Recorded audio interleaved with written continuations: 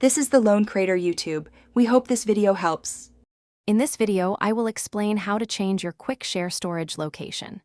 Open the Quick Share application on your device to begin this simple process. From the main screen, look for the gear icon or a menu labeled Settings to access the configuration options.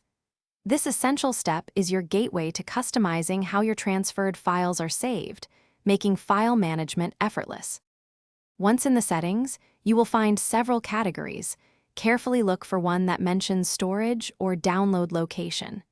It's often grouped with general preferences. Tapping this option reveals the current path where all your Quick Share files are saved. This is a crucial step to identify your existing setup before making any changes.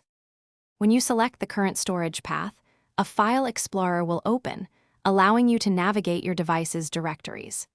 You can choose an existing folder, such as Documents, or a custom folder you've created specifically for shared files. If you prefer, you can even create a brand new folder right from this interface to keep things organized and easily accessible.